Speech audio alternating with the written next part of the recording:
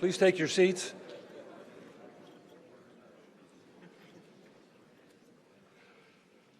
It's my pleasure to welcome the members and guests and visitors to the Speakers Forum, Human Spaceflight 50 Years, Apollo 50 Years After. We're continuing the theme of human spaceflight, and I'm pleased to welcome Deanne Bell, who will serve as our moderator of this outstanding panel. Deanne Bell is a television host, entrepreneur, and mechanical engineer. Her television hosting credits include PBS, ESPN, Discovery Channel, National Geographic, DIY Network, and most recently, CNBC's Make Me a Millionaire Inventor. And if they just dropped the word inventor, we'd all be interested. Deanne is also the founder and CEO of Future Engineers, an education technology company that engages students in online contests and challenges. Future Engineers' inaugural competition, developed with the American Society of Mechanical Engineers and NASA, produced the first student-designed 3D printing facility in space. Her company was selected by NASA to host the Mars 2020 Name the Rover contest. Deanne, the stage is yours, and welcome to the National Academy of Engineering.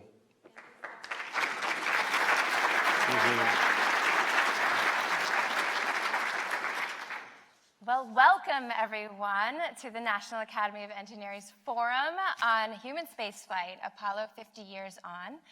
I am joined on stage today by 6 incredible individuals, each of whom have helped shape the history and the future of human spaceflight.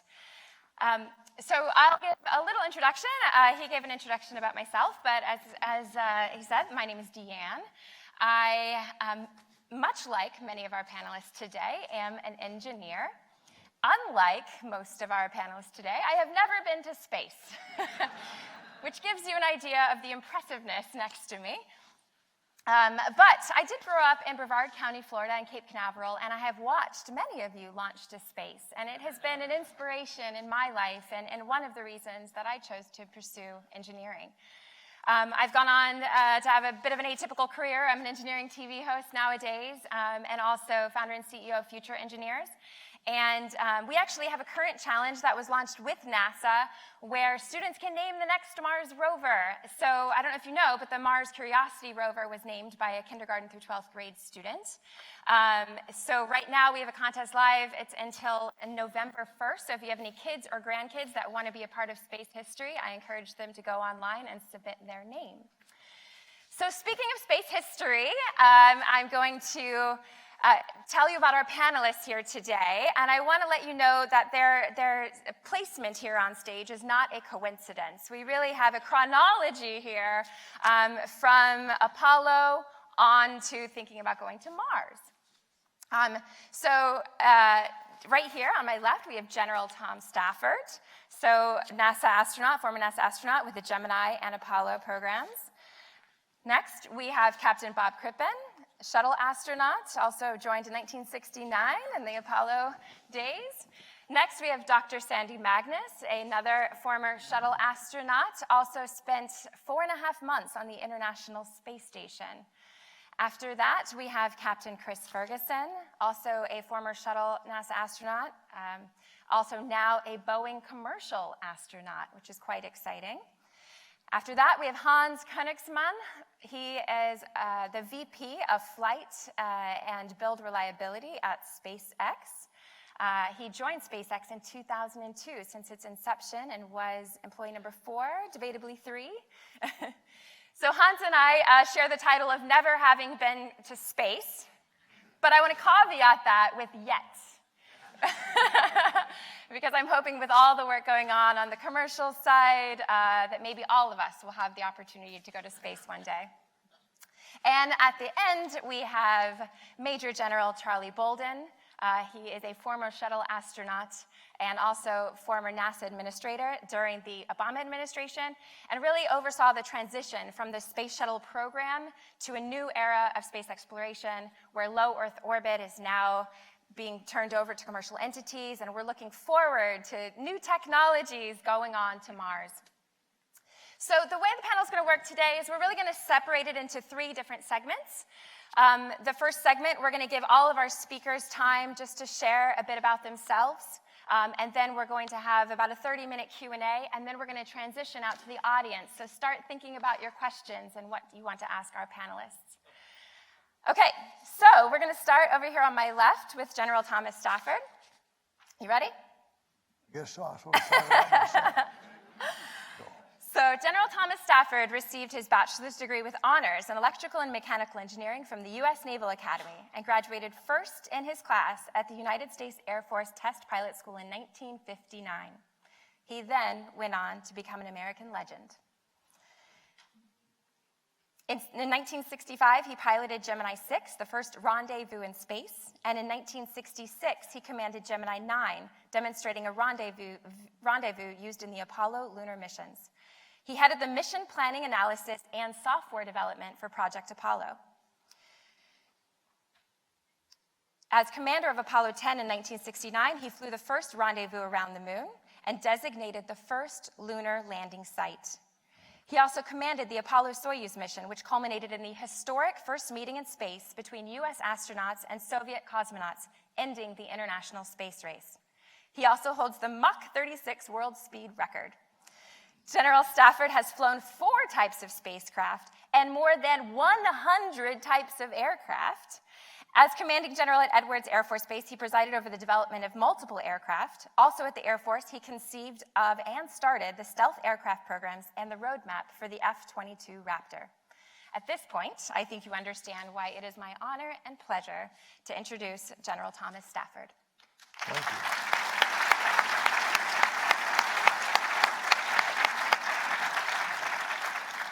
Thank you. Well, it was a real pleasure to talk yesterday about the Apollo program and how the decision was made in only about 3 weeks from the time that Al Shepard flew until the fact we'd go to the moon when Shepard had 15 minutes of flight and only 5 minutes of weightlessness. And other factors entered into that, like Yuri Gagarin's flight, the Bay of Pigs invasion, and the analysis what the Soviets would do on a free return trajectory around the moon to say the Soviets had been there first. So it was a real dynamic time, and I used the knowledge I'd gained from my good friends, Dr. Gilruth, Von Braun, Al Shepard, and those people to talk about it. So it was really enjoyed it yesterday for those of you that were there. It was really a lot of fun. It's a great time to be there. But as I look at Apollo and Gemini, we set the tools because we didn't know what we didn't know. And for example, on that first rendezvous and what would happen, we'd lose a computer, the radar or the platform, and then later on this first spacewalk around the world that Cernan did, nearly got killed, and I could have been killed too. We then evolved, you got to train for it better. So from that, today is a rule, you train underwater before you go out and do a spacewalk. I mean, also now they have virtual reality you can see with goggles to look at it. So you train that way. That came from Gemini 9. Also from Gemini 6, when Wally and I had our engine shut down at T0 with the liftoff signal. And we knew we had a dead man's curve of about 3/4 of a second.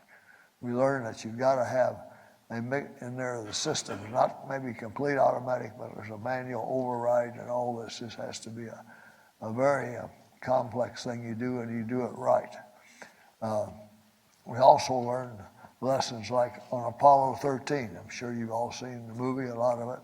And that is a lesson like you learned back in high school chemistry.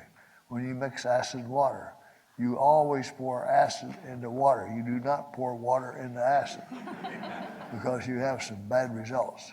Well, we learned from Apollo 13, you don't mix liquid oxygen with compounds that have carbon in it, because on Apollo 13 we had about 5.5 pounds of carbon in those phenolic blocks and the Teflon wiring and 300 pounds of LOX. You've all seen probably the pictures that blew that double wall steel Inconel tank to pieces, and also a quarter of the service module out, and say it's one of the better days of Apollo to get 13 back. It's the first free non-trajectory. So that was a series of things. And So, and then I was involved in the shuttle return to flight after the Columbia accident. And then in briefing with working with Admiral Gaiman, who chaired the accident board, there's a whole series of things you do. Like Admiral Gaiman said, he could have used the word Challenger anywhere that he had the word Columbia. The same lesson. So there's a lot of rules that you do not violate. And we set these tools in place, and they're all there. And so the main thing is don't screw up. It was a great time to be there, but also, like she mentioned, I started all these stealth programs for the Air Force. If I had not had the experience of being in the Soviet Union, and Cripp was with me as one of my support crew members, and then later having the HAB blew the first experimental stealth airplane when I was commanding general there, I would have never started the F-117A or write the specs for the B-2 bomber, the AGM-129, and start the roadmap there for the F-22 Raptor fighter. So it's a whole series of things. It's a great time to be there. So I'll cut short by a couple of seconds. But in other words, there's rules out there, there are tools out there, and you do not violate them. There's rules and tools, you do not violate them, and do not screw up. All right, so our next panelist today, we have Captain Bob Crippen. Captain Bob Crippen was the pilot of the very first space shuttle flight in April 1981 and went on to command 3 other space shuttle missions. During his 30 years in the U.S. Navy, he was an attack pilot and served as a test pilot instructor at Edwards Air Force Base. In 1969, he was selected as a NASA astronaut and was on the support crew for the Skylab 2, 3, and 4 missions, and on the Apollo-Soyuz test project. Captain Crippen became director of the Space Shuttle program at NASA headquarters and then director of Kennedy Space Center. He entered the private sector as a vice president at Lockheed Martin and then served as president of the Thiokol Propulsion Company. Captain Crippen earned his bachelor's in aerospace engineering from the University of Texas at Austin and was elected to the National Academy of Engineering in 2012. It's my pleasure to introduce Bob Crippen.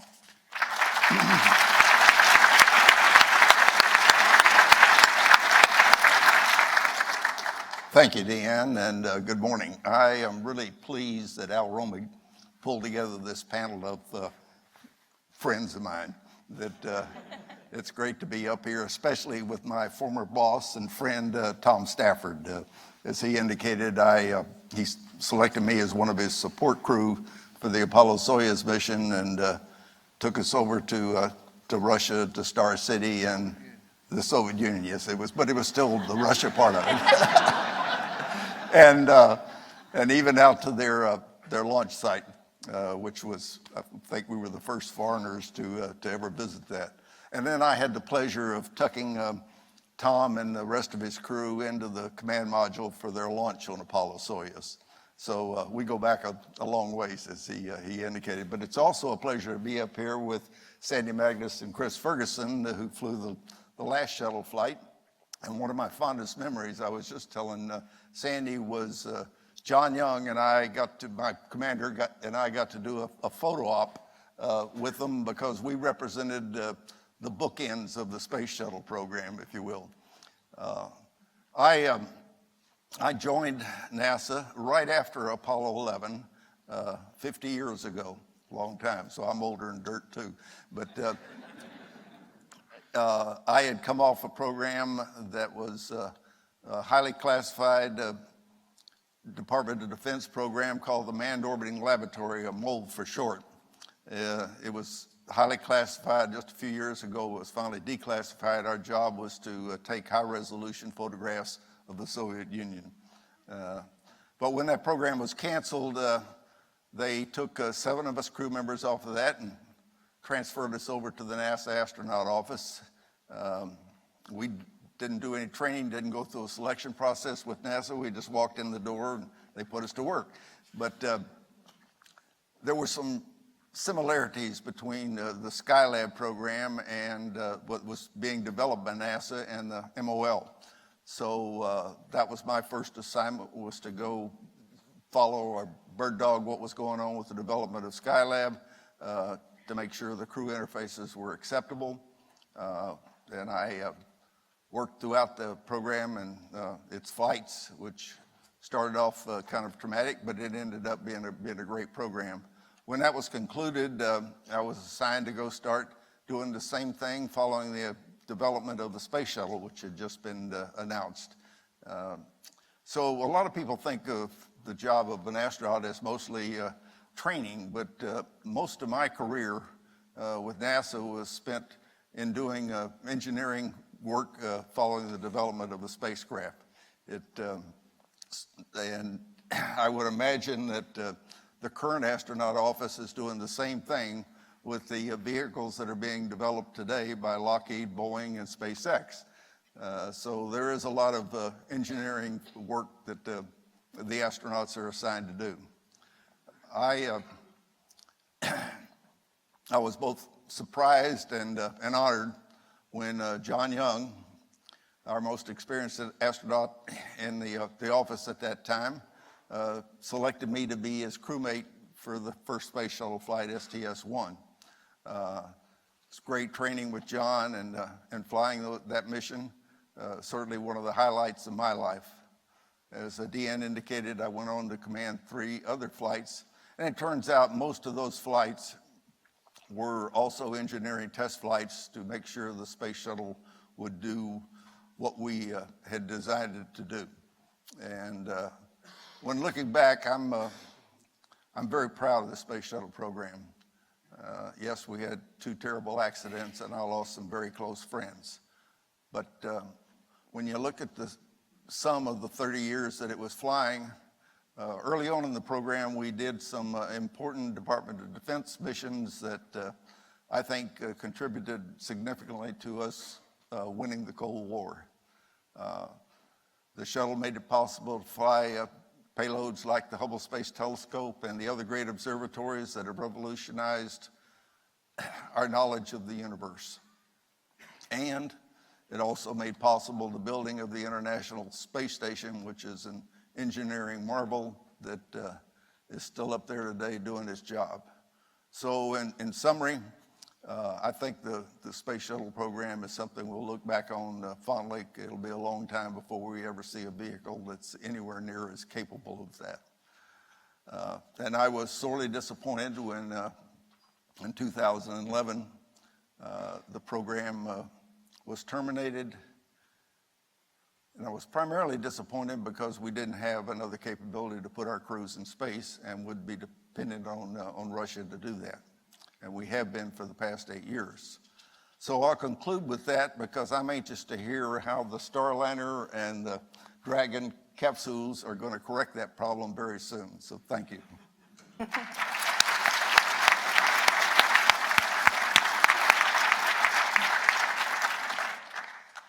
All right, for our next speaker, we have Dr. Sandy Magnus. Dr. Sandy Magnus was selected to the NASA Astronaut Corps in 1996 and has flown on 4 shuttle missions, including the final shuttle flight in 2011.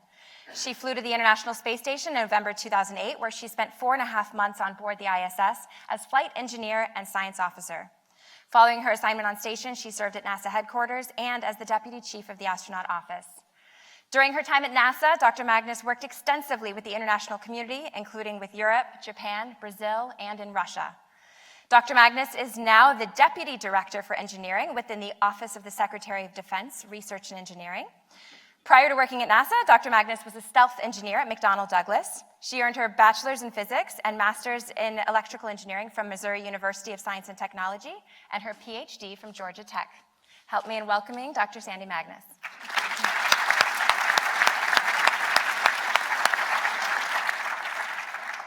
So I want to take a moment to talk about this space station because I think that's why I'm on the panel, and thank you, Al, for the invitation. And let me start off by saying there's a big difference, as many of you in the audience know, between intellectual knowledge and experiential knowledge, between book learning and going into a lab and actually touching something. And that's when you really understand things, when you have that experience with the knowledge. And I think that's one of the biggest changes that happens with astronauts when we fly in space, whether it's short-term or long-term, is that we experience that environment and we experience the planet a different way. And when you fly on space station, it's really interesting.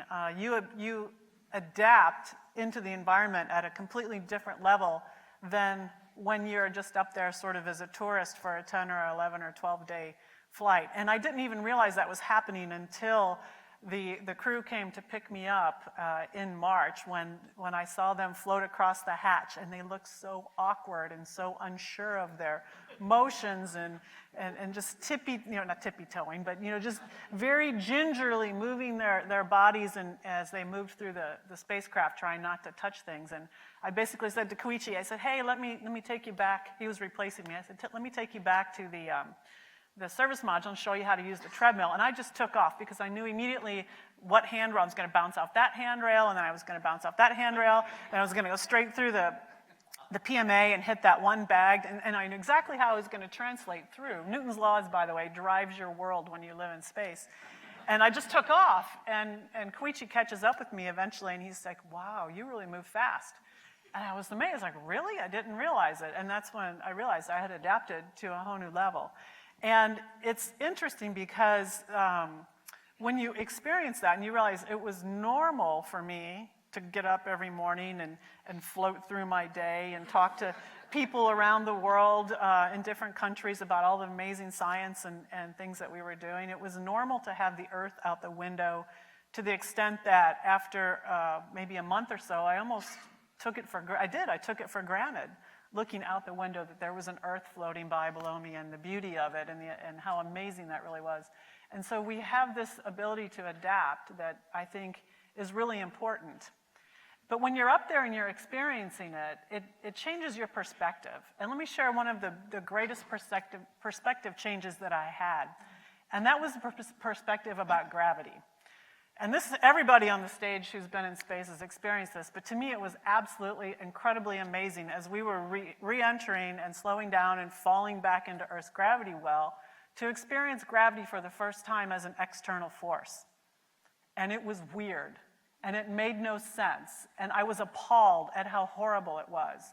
And to have that shift, right? Everyone in this room understands gravity intellectually, because we're all scientists and engineers, and you know the equations, and we can describe it, and we can quantify it, but that's not the same thing as understanding it instinctively and internally because you've experienced it. And the fact that when you hold your arm out like this, and there's actually, I mean, think of all the little diagrams you've done in physics, right, where you get the vertical forces and the horizontal forces and all that crap. So there's a vector acting on your arm that you are using the energy of your muscles to basically fight against. And it's just weird to experience that. And it makes you look at the world in a whole different way. And this is really the power of sending humans into space. Because we have these new experiences, it shifts our view of the world, and we start thinking about questions that we should be asking that we don't think about asking because we take for granted the environment that we're already living in. So it opens up our minds to new ways of looking at the universe. And it makes us think just a little bit differently. It's just that little bit shift in perspective. And so that's what's so powerful about sending people in space, and that's what's so powerful about having people in space for a long period of time and doing the kinds of experiments that we do up there. Maybe not all those experiments are cutting edge, but I guarantee that as we continue to put people up there with different skill sets, as we continue to put different kinds of experiments up there, we're going to learn more, I think, from the questions that we learn to ask than from necessarily the answers we're getting from those experiments. Because we are just at the beginning of wandering out of the Earth's gravity well, wandering out of the norms that we've established here on the planet, to open our minds to new ways of thinking and new questions to ask. And that's really what is the power of sending humans into space and the human space program. And I'm really excited about where we are now, because we're at the point where we can get more people into space to have these perception shifts based on their experience base, and we're going to think up some really amazing questions to ask in the next decade. So I'll stop there, and I look forward to your questions.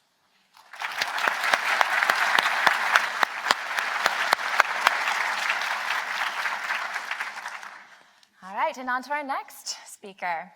So next we have Captain Chris Ferguson. Captain Chris Ferguson is Boeing's first commercial test pilot astronaut, and he will be among the first to go to space aboard Boeing's CST-100 Starliner. He's led the development of the spacecraft's mission systems and crew interfaces, working hand in hand with NASA. He was also a leader in the development and testing for the spacecraft's launch and ground systems. Captain Ferguson is a retired U.S. Navy captain and former NASA astronaut, having piloted Space Shuttle Atlantis, commanded Space Shuttle Endeavour, and commanded the final shuttle mission, STS-135. He also served as Deputy Chief of the NASA Astronaut Office and as spacecraft communicator for multiple Space Shuttle missions. Captain Ferguson holds a Bachelor's in Mechanical Engineering from Drexel University and a Master's in Aeronautical Engineering from the Naval Postgraduate School. It's my honor to introduce Captain Ferguson.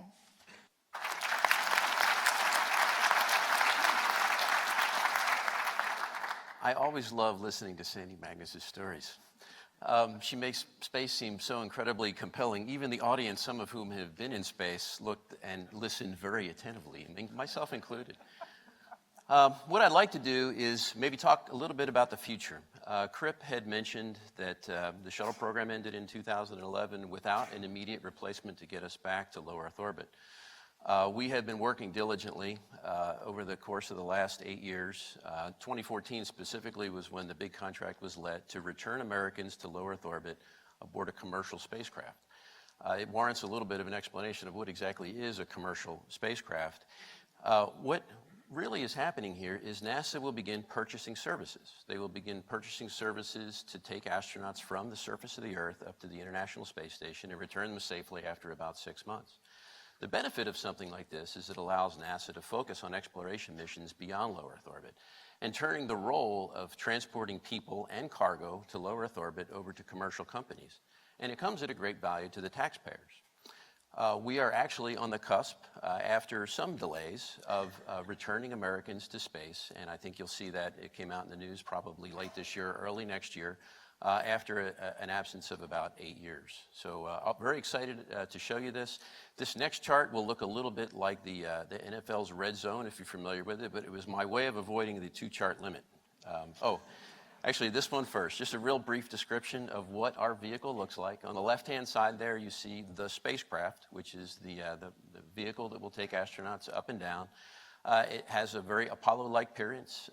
It will carry up to 5 astronauts up to the station, stay there for 6 months and return them safely, and remain on board as a lifeboat should we ever need it. The service module will be jettisoned just after the deorbit burn, and the crew module will be recovered at one of our 5 West Coast landing sites. It will be a land landing. We're going to launch on an Atlas V rocket. Atlas V is very proven technology, about 80 flights to their credit since the early 2000s, and we're looking forward to all of the modifications, by the way, have all been made out to Launch Complex 41, which was previously an uncrewed only launch facility, and the 2 vehicles, what we call OFT and CFT launch vehicles, are there sitting and waiting for the payload to show up, which will happen very shortly. I mentioned the NFL Sunday ticket, so you or the red zone. You have an opportunity just from left to right, top to bottom. We are in the process of training the very first crew. I will be the Boeing representative. We'll have 2 NASA astronauts on board with us, Nicole Mann and Mike Fink. We actually will provide or get all of our flight support in the form of mission operations from a team in Houston, comprised of a lot of the mission controllers that actually service the very tail end of the space shuttle program. So we're going to leverage a lot of the capability that NASA had as a function of safely operating the space shuttle for 30 years. We're going to launch, as I said, aboard an Atlas V rocket from Launch Complex 41 at the Cape Canaveral facility, and we will land at, again, one of our 5 West Coast landing spots. The object is to dock to the space station within about 24 hours. The first missions may be just a little bit longer, so we can complete all of our test objectives, and then we'll remain there docked for up to 6 months. Once we get a go from the ground that the weather and the conditions at the landing facility are clear, we will undock, and in a short period of time that will last on average of about 6 hours from undock to recovery, we will land in the western United States and recover at, ideally, our primary site will be the White Sands test facility. Some of you are familiar with that. We have 2 landing areas there, one at the north and one in the south. We have another in a town called Wilcox, Arizona, which is not too far from the Mexican border and essentially in the middle of nowhere, which is what we really like. Dugway Proving Ground up in Utah, and then the Edwards Air Force Base in California. Next up is a big moment for us. It's what we call our pad abort test. This, again, will be conducted at the White Sands Test Facility. Actually, this vehicle will roll out to the launch pad there in the very near future, and you will see this test, if all goes well with our final preparations in November, which to us is a very big stepping stone leading up to our uncrewed test flight.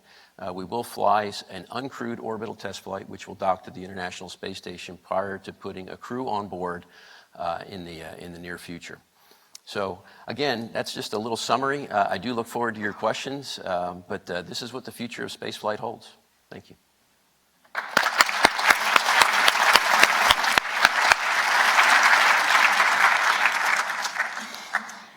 Okay, now for our next speaker. Hans Königsmann is Vice President of the Build and Flight Reliability Team at SpaceX, where he leads the company's quality engineering and process development teams, oversees the launch readiness process during launch, and assesses and resolves launch risks.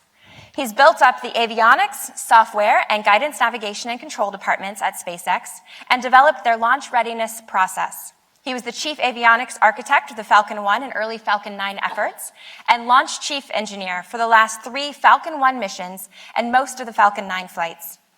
His experience also includes the development of suborbital and orbital launchers, as well as several satellite projects and attitude control systems, both at his previous work in Germany and at Microcosm in California. Dr. Königsmann has a PhD in aerospace engineering and production from the University of Bremen and a master's in aerospace engineering from the Technical University of Berlin. It's my honor to introduce Hans.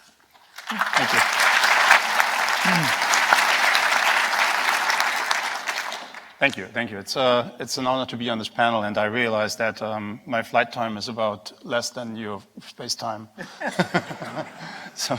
So obviously I got to work against that here with more slides, I guess. I'm going to show you a quick video of the Demo 1 mission. That was the mission that was the Dragon spacecraft going to the ISS and docking there unmanned and completely autonomous. And it's in preparation to the manned flight later this year. So I'm actually going to just start this here. This is Falcon 9 on what we call the It's launch trajectory countdown net. Pad is clear. Go for launch. LC-39. 10, 9, Pad. 8, 7. Where all the shuttles and Apollo launch from. There's mission control in Hawthorne and at the Cape. So 2 different rooms. Ignition. Liftoff. Again, mission control in Hawthorne. Inside of Crew Dragon, you see Little Earth and Ripley, and that's the view from the spacecraft as the astronauts would see it. Vehicle is pitching downrange. Just March 2 this year. Vehicle is supersonic. Stage separation confirmed. Second Stage, and the first stage Landing legs are deployed, return to the and ship Falcon 9 has and lands landed. there. Dragon And, separation confirmed. Dragon separation, and then the phasing begins and getting closer to the space station. And Houston station, space ground to ISS thrusters enabled. Little Earth is a gravity sensor for us. This is the actual thing. It's not. This is one of my favorite phases. Houston station, Dragon hatch opened at 13:07. On behalf of Ripley, Little Earth, myself, and our crew, welcome to the Crew Dragon. Little Earth stayed up there. Houston We station called- on 2. no. ISS crew is ready for We departure. crashed again and brought back by the Demo 2 mission. Separation, visually confirmed. The nose will close for the re-entry. It's Bob Crippen and Doug Crowley are astronauts. Drogue chute deploy We have 4 healthy chute. and main chutes. Recover this is to receive. Dragon has landed. And this is the recovery boat. We got 2 of those. All right. So I threw everything on one slide too, except this is pictures. And one thing after Tom's talk yesterday, I had to add the Emmy on it. SpaceX and NASA and SpaceX in this case, got an Emmy for the webcast. We do a webcast for every launch. It became pretty popular and it's exciting. It's just an event and the whole thing is very popular. So obviously, apparently, people thought we can own an Emmy for that. The rest of the pictures is Crew Dragon, and you can see on the top there, actually there should be a laser here. These are Dragon capsules in different stages, basically from development to beginning integration. Down here, this is the final integration in the clean room. This side is mostly avionics down there and lots of cabling going to other places, basically. And then on this side, you see a little bit more propulsion. This is where the parachute goes. These are propellant tanks. And then these devices over here are the Super Dracos. These are thrusters that basically move the spacecraft away in case of a problem. It's an escape thruster, an escape system that's integrated. And that's one of the things that is different between Dragon and any other spacecraft. The integrated system allows you to use then those propellants. If you don't use them for escape, obviously you can still use them for maneuvering in orbit, and it extends your range on the spacecraft dramatically compared to a tower that has a rocket that you then throw away. And we are also heavy into training. This is an emergency training. I think this is a fire drill down there, part of it too. I wanted to add a picture that reminds me of other things we do. We had 76 launches of Falcon 9 and Falcon Heavy, and SpaceX started business in 2002. So we did this relatively quickly, and the main thing is these launches, the majority of those were within the last 3 or 4 years. It's pretty amazing how fast we ramped up and how many launches we do currently. This one in particular is a landing of 2 boosters in parallel. We invented the parallel landing operation, and landing the boosters and reusing them is an incredible advantage if you want to fly over and over again, if you want to do this quickly, because it allows you to just put another second stage on there. We're actually starting to reuse the fairings too, so we're extending our reusability, and it just allows you to gain so much experience in a much shorter time and to start iteratively improving your spacecraft based on what you actually get back and what you see, and you can analyze it and work on reliability with that. So with that, I just want to point out we will perform the mission as soon as possible. We got the hardware coming to the Cape pretty soon, and that's pretty much what I have. I would encourage you to make it quick. Okay, good. No, are you done? Yeah, I think I'm done. Oh, okay. Yeah. Sorry, I interrupted you right when you finished. My pleasure.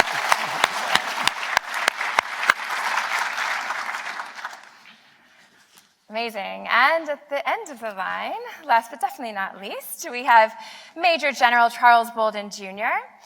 Major General Charles Bolden Jr. was NASA Administrator from 2009 to 2017, overseeing the transition from the Space Shuttle system to a new era of exploration. He is now President and CEO of the Bolden Consulting Group. During his 34-year career with the Marine Corps, he worked in NASA's astronaut office. He has piloted the Space Shuttles Columbia and Discovery, including the mission in 1990 that deployed the Hubble Space Telescope. He then commanded Space Shuttles Atlantis and Discovery. As NASA Administrator, Major General Bolden oversaw the shift towards commercial ISS resupply and created the Space Technology Mission Directorate. His tenure at NASA has seen the landing of the Mars Curiosity rover, the Juno mission, which is enhancing knowledge of Jupiter, and an increase of Earth observation satellites. He earned his Bachelor's of Science in Electrical Science from the U.S. Naval Academy and his Master's in System Management from the University of Southern California. Join me in welcoming Charlie Bolden. Thanks very much. Thank you. Thanks a lot. I'm tail end Charlie here, so I'm gonna, just as I did yesterday, though, I do want to call out a couple of people who really played a critical role in my development, but also in the time that I spent as the NASA Administrator. I mentioned Dr. Bobby Braun yesterday, who had already left to go back out to JPL, but there's a guy in the room, I think, who is the mastermind behind almost everything we've done in human spaceflight in the last 20 years, and that's a guy named Bill Gerstenmaier. I don't know whether Gerst is still here or not. If you are, did he leave? Okay.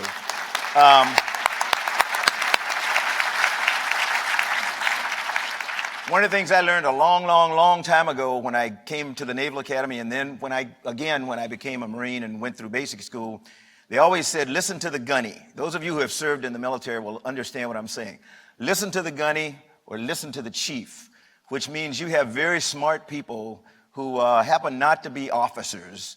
They're staff NCOs, and if you listen to them, they will not steer you wrong. I'm not trying to say Bill Gerstenmaier was a gunnery sergeant or a chief, but in my mind, in my time as the NASA administrator, that was my gunny and my chief. And so I thank you for everything you did. Real quickly, let me talk about some things. I've had an opportunity to work with everybody on the stage at one time or another. And Hans reminded me this morning that we actually worked BRIMSAT, which was one of his satellites that he worked when he was still in Bremen. And it was one of the final experiments we had on my last space shuttle mission, STS-60 in 1994, and we almost didn't get to launch it, but it turned out to be absolutely incredible because we were able to get it off. But some of you, Cripp reminded me of Hamilton, the Broadway show. How many of you have seen Hamilton? Okay, if you haven't, you ought to go see it. It's awesome, for one thing. But there is this musical reprise in it when everybody talks about what impact Hamilton had on them, or they had on Hamilton, and you get to Aaron Burr, and everybody's singing, and Aaron Burr says, and I'm the damn fool that shot him. So as Cripp says, I'm the damn fool that ended the shuttle program in 2011 when I was the NASA administrator, and I was also at the Cape when Chris and his crew landed, and I was in tears because I had spent my entire NASA career I had overspanned the 30 years of shuttle, and so I knew what a tremendous thing it had done for the nation, but it was really time to make the transition. And I agree with Cripp, the crime of it was that we did not have a replacement immediately available so that we could go fly again. And hopefully we will not make that mistake as we transition to lunar orbit and then on to Mars. Another thing, Cripp mentioned what the shuttle brought us, and I will continue to emphasize this. I think shuttle will go down in history. Its legacy will be its introduction of diversity and inclusion to NASA. The ability of people to fly who could not fly before. That will be the legacy of shuttle. Things to look for that are happening now with these two guys, with SpaceX and Boeing. We never tested the escape system on the launch pad at Kennedy until after we had the Challenger accident. We should have done that. They have now done that. So you have people who work on the pad every single day, and they depend on a way to get off. These are the workers, not the astronauts, but the workers that need a way to get off the pad every day if something really bad happens. And we had an opportunity to use it once, and we didn't, because we didn't have confidence in the escape system. These guys have already taken care of getting rid of that. So those are some things that have happened. Selection and training of astronauts, because as Sandy said, the big thing about where we are today is that we're going to allow people, some of you sitting in this room, you may not think so, but you may actually have an opportunity to go to space if only for 20 minutes. That will change your perspective on this planet. And so if you get an opportunity, find a rich friend, get them to foot the bill for you, but you need to do that. And then the last thing I'll say, because a lot of you are involved in academics, get your students to understand they don't have to be astronauts. They don't have to be scientists. They don't have to be engineers. We need people today who think about food and think about drugs and medication. There's no supply ship coming every 30 days or every 3 weeks. We're going to have stuff that's sustained for years at a time. So lots of things people can do. So I look forward to taking your questions and helping you understand how you help kids get interested in taking a part in this thing, no matter what they do.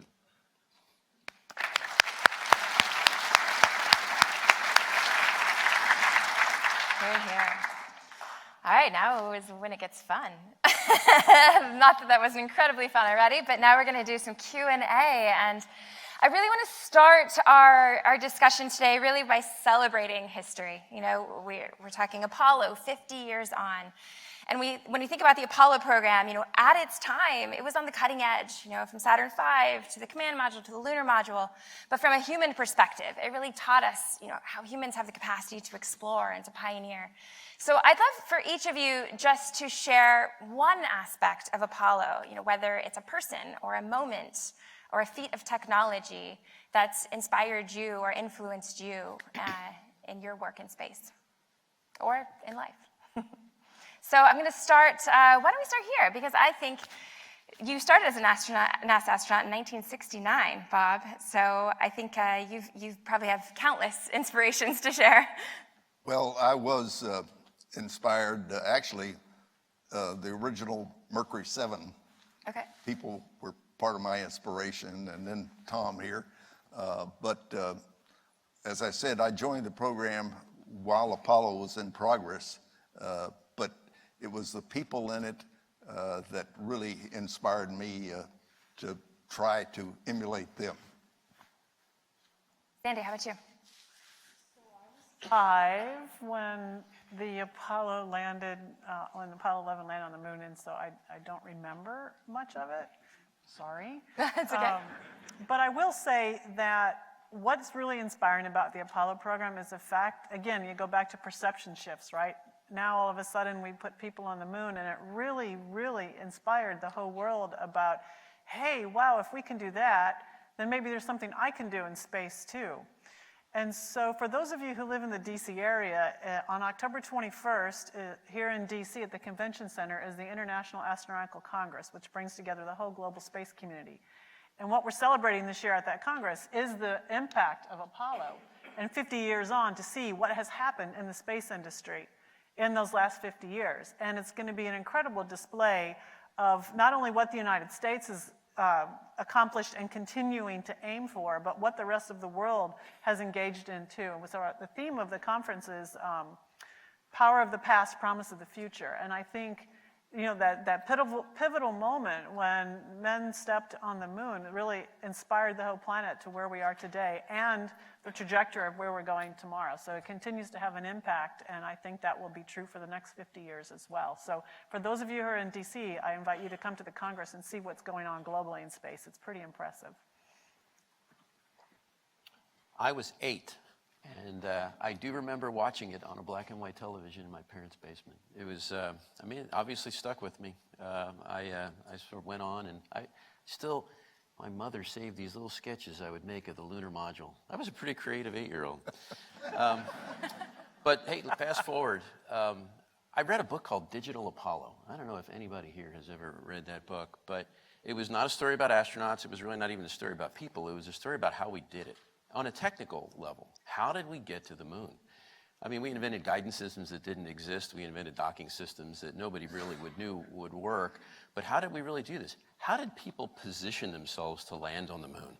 And it was just an amazing treatise in there about how does an astronaut stand? What does he look at? What does he want to see? When does he turn from going backwards to going forwards? There was these amazing discussions in there about how we really did it. And that actually served as a bit of a motivational force for how do we design our new spacecraft? What do we have to etch the glass so the pilots can see the horizon? Do we need an altimeter? What does the docking system need to do? Why does it need to function the way that it does? And it really, I think, helped us a little bit. So we played on a lot of the Apollo legacy just in designing our capsule spacecraft. Yeah, I was 6, so right between the two of you, and I was nearsighted and in the wrong country. so I'm incredibly thankful for having a chance actually to work on the next generation, and I felt a little bit on Apollo is an incredible inspiration for I want to say everybody working at SpaceX, but the part of what we do is also to recreate that, to have this boldness of building a device and going, filling it up with like dangerous propellants and then putting fire under it and going to the moon. That is an incredible thought. That's really hard to explain to people that are not engineers or not scientists and haven't seen that. So to me, that was one of the key drivers. I want to do that too, yeah. And very thankful to Elon Musk and Gwynne Shotwell to have an opportunity to actually do that, and hopeful that we will see Mars and Moon and Mars in the next decade basically again, and have a chance to stay longer and stay maybe permanently. That would be great. I'm not going to say I was 5 or 6 because I wasn't. I was in the throes of my last few months as a student naval aviator. I was at Meridian, Mississippi, going through flight training in the T-2, getting ready to go back to Pensacola to go aboard the boat. And I had no interest in space whatsoever. I had admired the original 7. We were sitting in the BOQ watching Neil Armstrong and Buzz Aldrin descend to the surface of the moon, and I was mesmerized by that, but still no interest whatsoever. And it took a person to really get me interested in the space program, and that was the late, great Dr. Ron McNair, who personally inspired me and embarrassed me into submitting my application for the astronaut program, because he reminded me of something my mom and dad had told me all the time growing up in South Carolina, that you can do anything you want to do if you're willing to work and put your mind to it, and I'd forgotten that. And Ron asked me, when he asked me if I was going to apply for the program, I told him, not on your life. And he looked at me real strange, as some of you heard yesterday, and he said, why not? I said, they'd never pick me. And he said, that's the dumbest thing I ever heard. How do you know if you don't ask? So I was challenged, and I did. But I was inspired by Apollo after becoming a part of the program. And I think I was most inspired during my almost 8 years as the NASA administrator, when I learned that people who have no clue about rocket ships and sometimes don't know which end is up play an importantly critical role in the very future and whether or not we exist. The reason we weren't ready to go into human space flight from the US right after we phased out a shuttle was because we could not convince the Congress that a commercial space flight program was the way to go for the US. The reason that we went to the moon was because we had a president surrounded by people like George Low. Tom talked about some of them yesterday, but people who refused to say, we can't do this. We don't know how, was what they said, but we'll find a way. And so Apollo inspired me to work that way with people who make decisions to help them understand why. The social media has changed the game, pro and con, but following the example of SpaceX and the way that they utilize social media, NASA has really gotten into the game of informing people. So when I talked yesterday about it's not either or, it's an and. Government and industry, government and entrepreneurs have to work together. And I learned that was my inspiration from Apollo, was finding out that, man, there are a lot of people who don't have a clue what you're doing and could care less, but they're the ones that are going to help you do it. All right, Tom, you have inspiration to draw on even before Apollo, so do you want to share it? Well, one of the 4 missions I flew, again, the most impressions and changes as far as your view is when you flew to the moon. There's only 24 of us that flew to the moon, 12 of us left around now. But that's unique, and because when you're out there, it's about the size of an orange. And that's why I wanted to pioneer color TV to share that with people. And it worked out real well. But speaking about that and the experiences you go through, like Gemini 9, when it was a heck of a time getting Cernan back in that spacecraft. We could have lost him and even myself. And from that, we developed training underwater. But there's a great movie out. I recommend it to you. And I saw it. It was made in Russia about Alexei Leonov, my good friend, the one I shook hands with on Apollo Soyuz. And they had the premiere, and the Kremlin, Putin was there, and Alexei, about 6,000 people. And later, when I was over there with my group on the ISS Advisory Task Force, they had a special showing for us in the Museum of Cosmonauts. And they showed us that movie. I think Apollo 13 is probably the most realistic of the space movies you see in the United States. But this movie called Spacewalker, you can get it from Amazon. It's got English subtitles. It's probably one of the best movies and most realistic I've ever seen. It is unbelievable. And I recommend it to all of you. It's about a 2-hour movie. And, but that getting Cernan back in was something you'll never forget. Well, too, I'll never forget, I told Crippen at dinner last night. I didn't have time to go into it yesterday, but on that second stage burn on the S4B, the third stage, when I was on a translunar injection, picked up 11,000 feet per second. We got up around 32,000 feet and it started to vibrate it was like a pogo, but it wasn't. The frequency was the same, but the amplitude was building. And I told John Young, I said, John, this feels like flutter, but there's no aerodynamic forcing function on this thing. And it kept getting more and more and more and more. It got so bad, it's a 4.5 vibration. I remember by about 35,000 feet, I could not read the instrument panel. And I thought the thing was going to blow apart. Over here was the abort handle. Turn it 45 degrees to the left, and that would have shut the engine down. I knew we'd be going on a day and a half at least aboard. And so I guess that's why you have test pilots as commanders. I said, if it blows, it blows. So finally it shut down right there. We picked up 11,000 plus feet per second, 36,600 feet per second. And we were within 0.6 of a foot per second on our computer, matched the computer down on the Saturn V. And I said, what the hell was that? I couldn't believe it. And so John turned around and said, hey guys, look at this. There's a stabilizing bar we had in Apollo that stabilized the couches to the spacecraft. And the last thing before they close the hatch is disconnect that stabilizing bar and lock it down. Well, guess what? He didn't disconnect it. And furthermore, I told back to Mission Control, I said, check the G's we got on this vibration. I said, it's really something. And they called us the next day and said, well, it looks like we had a problem with the tank pressurization and vent valve sequence. And about a week later, I got a call from Dr. von Braun himself with his German accent. He says, Val, Colonel Stafford, Tom, he says, he owes you an apology. I said, what's that, Dr. von Braun? He says, will you remember a vibration you had at the end of the S4B burn? You remember that? I said, remember, hell, I'll never forget it.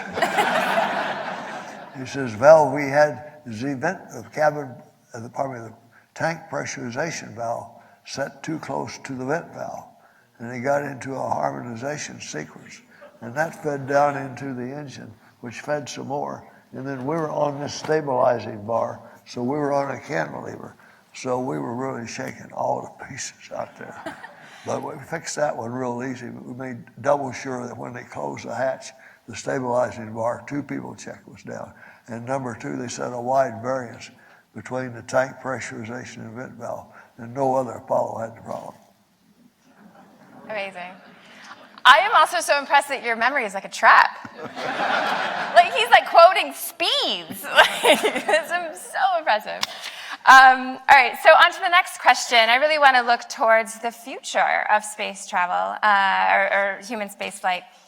I know on the horizon we have so much excitement. We've got the commercial crew program, we've got space tourism, you've got Artemis, we're going to the moon, and we're using that as a stepping stone to go onto Mars, and some people want to retire there one day.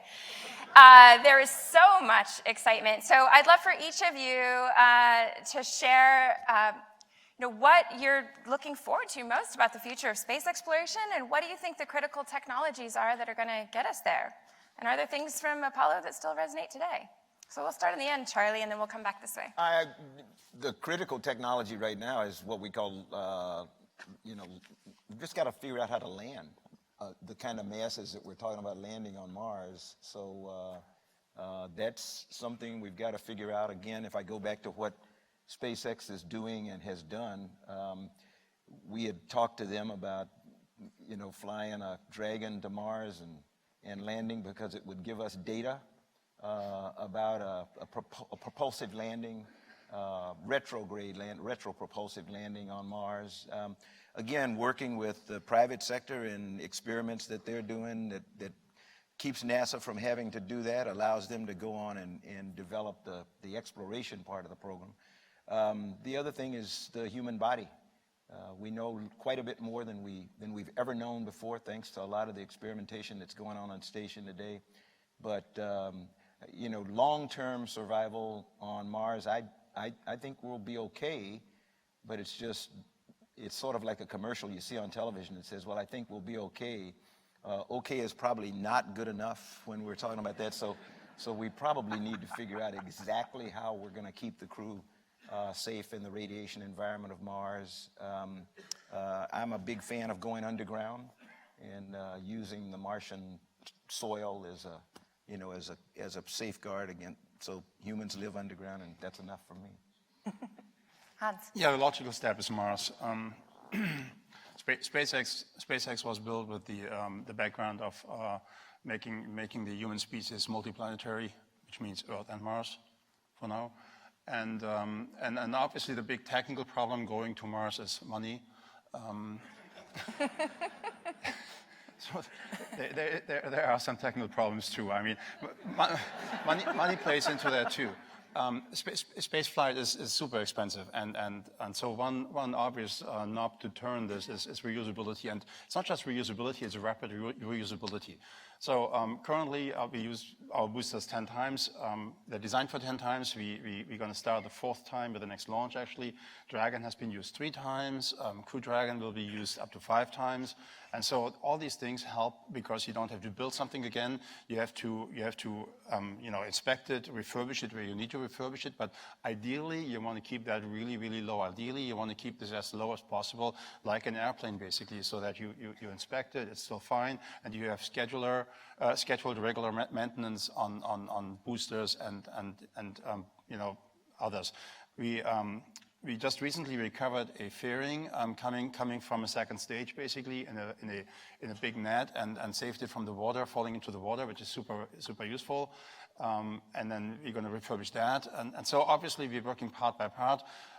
Starship, we're working on that. It's going to allow us to use the 2nd stage again too, and then it really becomes the cost of fuel and the cost of some maintenance on the operations, basically. And that's where we need to go. So that's the technical side. We need on the other side also help in terms of, we need payloads, we need users, we need people that actually use that service, and that's basically where everybody can pitch in here and help us. Because obviously if you have this capability, somebody needs to use it, and that's super important too. Yeah, I think that's primarily it. Mars, reusability, rapid, and not to mention, of course, reliability and safety. When you reuse stuff, you can actually make it safer because you see the booster coming back, you see possibly leaks, you get more data, we use video cameras all over the place. We just pull them off and look at them.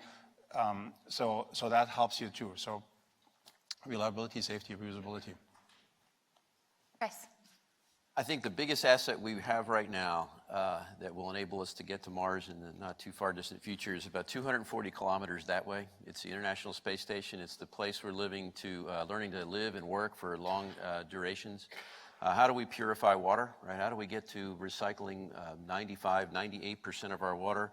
How do we remove CO2 from the air? How do we add oxygen? How do we make this all work in a system that absolutely, positively must function for the duration of time that it takes to get to Mars and back? And we're perfecting those systems on the International Space Station today.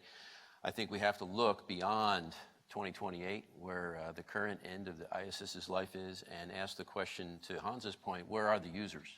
Who will build the replacement for the place to test and develop long-term assurance that these systems will in fact work on the day that we eventually do leave low Earth orbit for the Martian surface?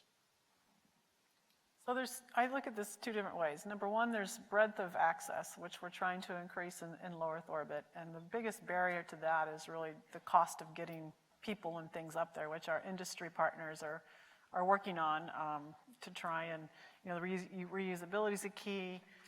Clearly to try and lower the launch costs, but also the frequency of launch. Because if you're, go to the cases of the users, if you're a user, you want to be able to be sure that you can get access frequently based on whatever the pace of your business model requires. And so those are two dynamics that are still playing out, and we'll see where we get to with the current plans. And then with respect to going further beyond low Earth orbit, I think the key, to the radiation question, we have a lot of questions there. We need to understand the answers to those questions and manage that problem, because radiation is not going to go away. So that is sort of I think what we have to do there.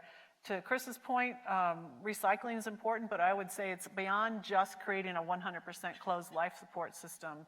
It's also everything else. Think about the logistics train that we might have to establish to support people on Mars, and it's ridiculous to imagine how you manage that. So we have to figure out how to recycle everything that we take into space, how we can use the materials on the planetary bodies upon which we place humans, and there's a lot of work that has to be done in that area. And oh, by the way, that kind of work will eventually come back and benefit Earth, because we have finite resources here on our planet, and we have to figure out how to recycle a little bit more here too. So I think there's some dual-use technologies that we can be working on that will benefit both the human push beyond low Earth orbit and our planet. Well, I do firmly believe that humans will visit Mars someday. But before we do that, not only learning to live off the planet on the ISS, but we need to learn to live on another planetary body. And we're lucky enough to have the moon that's just a few days away, as opposed to months going to Mars. And it is a great test ground for learning how to live off this Earth that we're all lucky enough to do. And there are many questions to be answered, radiation being a significant one. And we ought to take advantage of that. The trips that we did make to the moon were all little camping trips. Somebody else said they were short duration kinds of things. And to live there is a total different problem. And we need to solve that. Bob. Well, Bob really brought up some points that we outlined in this year's study I shared for President Bush Sr. and Vice President Quayle, how to go back to the moon and on to Mars. He hit it right there. And but one thing, you are going to need a big booster. There's no doubt about it. You see, people have things to sell. One can always want to sell you a series of small boosters and put them together. The math just doesn't work. Believe me, we've been through it many times. Radiation, absolutely. We've got to have a way to protect for radiation. That's one of the big risks. And assuming that your systems engineering is good and your systems have enough reliability to get you out there. Perhaps a nuclear thermal rocket for Mars. You don't need it for the moon as far as upper stage propulsion. And again, the two things you got to recycle is water and oxygen. And for example, on Apollo 10, I lifted off about 6.4 million pounds of mass. I had 300,000 pounds to Leo, flew over, and 100,000 pounds on it. So I had really 4.8. How does he do that? Really? How does he do that? Well, I mean, so all I had was 4.8% in Earth orbit. And then on TLI, what I had was useful payload was 1.6%. Now the human being uses about 2.2 pounds, depends on your weight, 2.2 pounds of oxygen a day. So that means you're going to have 50 to 75 pounds of mass for every day you breathe unless you recycle. You're going to have 6.5 pounds of water a day. And that's going to take that much more. So you've got to recycle that. And so there's a lot to be done. And I'll hit one other thing. This kind of sticks in my craw. We hear the word commercial. Well, I was on the backup of the first Gemini flight pilot. I was a backup commander of the first Apollo flight and then flew the last one. So I was there from really the start to the finish. And everything NASA bought and purchased was from commercial entities. It was all commercial. And except we had insight and related requirements, but the contract is a good team. But the word commercial means NASA steps out of the way. I kind of disagree because NASA did everything on Gemini, Apollo, and even the shuttle was all done by commercial people. None by NASA, zero. So I want to bring that up.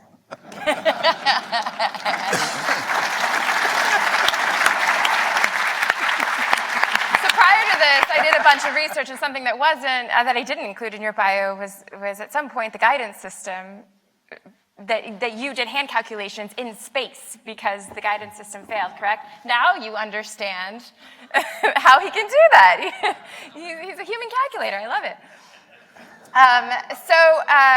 We have a short period of time here, but I'm going to do one more question, and we might only get a couple people to answer this before we go to the audience. The space industry is highly competitive, as we know. It has a history of being competitive, but it's also highly collaborative. The scope of what we're trying to achieve requires us to really collaborate. Now, in the commercial era, still highly competitive and highly collaborative. How does that balance? I guess give me some insight on that delicate balance and why we need both. And I'd love to start with Sandy, because I know you did a lot of work with international agencies during your time at NASA.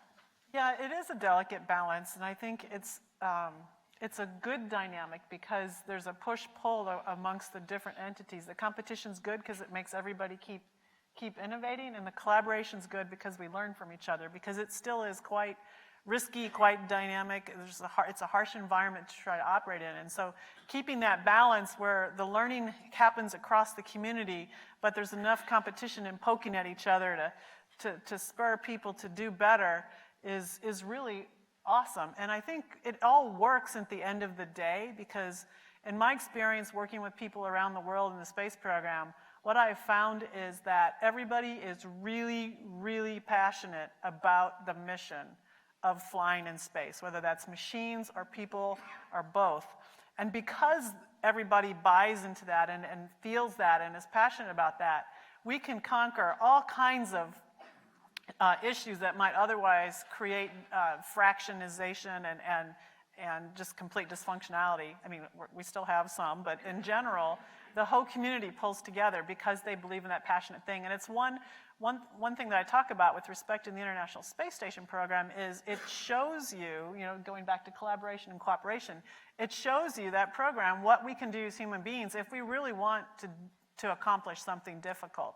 It's the most complex, highly technological program ever conceived and executed by people, and it involved numerous different countries with different agendas, different languages, the English system and the metric system, and that's a mess too, but political situations. But this project, this multi-decade project worked because everybody who was engaged in it at the end of the day really believed in it and had their passion towards it. And there's no reason why we can't solve any problem that is facing us as a global population if we take the same attitude. But that's why the competition and the collaboration works so powerfully in the space program, because of this passion and this total commitment to achieving the end goal. We don't have a ton of time, but who wants to take this one? Charlie? No, I'd say ditto. Ditto? SpaceX, Boeing, how do you guys take that one? I don't know. I mean, I feel like when you actually, there's a layer of competition, and that's good, and then there's also a level of cooperation when you're on the launch pad, that everybody works for the mission, and it doesn't really matter on which company they work for in many cases, and the same applies to when things go wrong, that everybody feels terrible when things go wrong, and I've found this. At the end of the day, people that work in space are passionate about space, and they want their company to succeed, of course, but there's an overarching level that people want things to go well and to be safe and reliable. So that in many cases is actually more important. I found that pretty refreshing in many cases. I'll just talk dollars quickly at a very high level. If you look at what it cost to develop this shuttle, it was between $30 and $40 billion in 2010 dollars, give or take, depends what source you look at. And the shuttle program was about $3 billion per year. And that got you about 4 to 5 flights per year, depending upon the year. But if you just look at sort of the way the commercial crew program is evolving, for the cost of operating the space shuttle program for 2 years, a little bit over that, you're getting 2 different providers that are contracted to do a full development, 2 test flights, and 6 service flights back and forth to the International Space Station. So now, just looking at it, the dollar value, it will turn out to be a very good value for the American taxpayer when we execute. So where does that reinvestment dollar get paid? And I think the intent is to reinvest that in exploration technology to get us to the moon and get us back to Mars. The idea being, like I said earlier, let's invest in low Earth orbit. Let's provide a commercial capability to get cargo back and forth from there, and now soon to be humans back and forth from there, and allow NASA to go beyond low Earth orbit with that taxpayer investment. Now we're going to transition out to the audience for questions. And while we do have mics set up, we actually have someone that's going to walk around. So if you have a question, you don't need to scoot your way out to the aisle. Just raise your hand and someone will come meet you with a microphone. My name is JD Huang with the Materials Engineering of NAE. My question is about Space Force. A new military branch was created last year. We are going to have an additional branch for the armed services. With your real-world experience in space, your perspectives are very valuable to make sure the new branch would operate to its maximum efficiency and deliver the best value. So I just like to see the panel to share some of your views and also maybe specific suggestions so the Space Force will be operated accordingly. So the question is your views of Space Force. Yes. Okay. Or suggestions as well. Let me take that. Would you like to take that, Tom? Yeah, I'll take it. Okay, you know, the way that force has been evolved over the years, started with armies and later somebody invented a boat in the Navy and that went on for years, but there's lots to antiquity who invented the boat, the wheel, but then the air. And I think the first shot ever fired was a Italian bought a Valerio 2-place flyer, the type you crossed the English Channel in 1910, and they had some fight in the Balkans, and somebody fired a rifle out of the back seat. I don't know if he hit anybody, but anyway, so, you know, air became then a domain of force projection.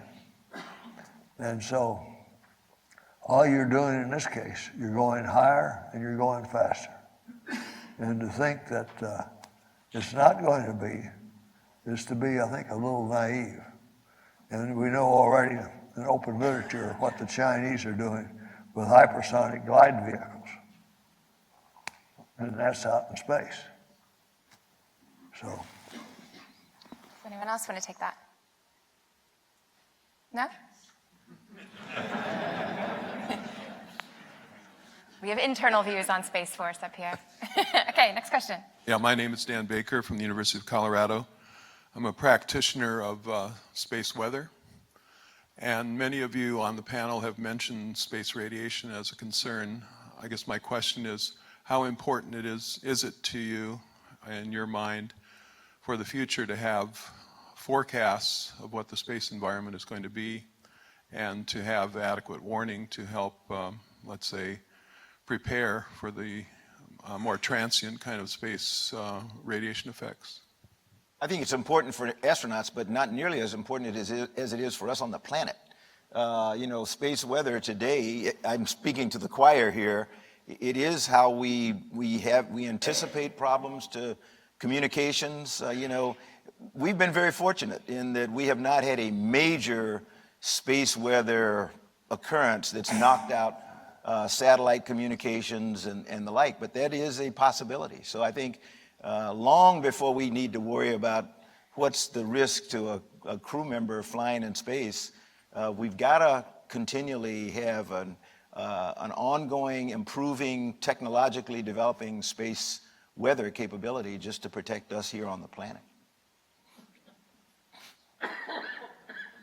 I think some of the ideas that have been floated on protecting astronauts from space radiation, and I understand there are some advancements being made in polymers, but one of the most practical applications I've seen is essentially create, in effect, the Van Allen built around a spacecraft, which of course is extremely power intensive. So I mean, this is a problem that we're going to have to solve, and while I would strongly advocate the prediction of such events, I don't know how good we're going to get to say, hey, you're good for 3 years. For your 3-year trip to Mars, you're going to be just fine. So ultimately, we're going to have to beat the problem back. He asked about space weather forecasts. I mean, from my perspective, I watch the space weather every time when we launch as much as I look at the other weather. It's the same. I mean, it has different effect in that sense that you care about life on board and the electronics rather than wind in the upper atmosphere. But it's just a factor that goes into the whole picture and whole environment. We'll take the next question. Right here. Yes, from a commercial perspective, what is the end goal? Where do you see this program in, say, 25 years or 50 years? What's your vision? And this could be Hans or Chris or Sandy or anyone in the panel. It's a good question, actually. We work currently on fixed firm contracts, and frankly, one of the discussion of commercial or not, I find that one of the biggest discriminators. Whether you actually ask somebody, build that to me, and don't. This is the amount of money you get, and you're on your own. Mostly, it's not quite like that. We get some support, obviously, but and we work as a team always. But at the end of the day, the money is finite that you get for something, and that's a model that I can see helping the cost keep in control, because we are very cost conscious. It's not billable hours like you have in other professions. So because that's what basically cost plus is, right? It's a billable hour, and it just goes up, and as the incentive is just not there to keep it low cost. So I see this as a currently we keep these contracts in that way, and then it becomes more of a service. And I forgot who said it. I think it was you. It could be like a service that you book your ticket, basically. You have a certain amount of money to bring stuff from the ground to the moon, and whatever it is, basically, and some amount of money that goes to Mars. But fundamentally, cost must come down dramatically in the next 25 years in order to make this work, in order to make the whole economics of it close. Otherwise, it might just be too expensive. So if I may.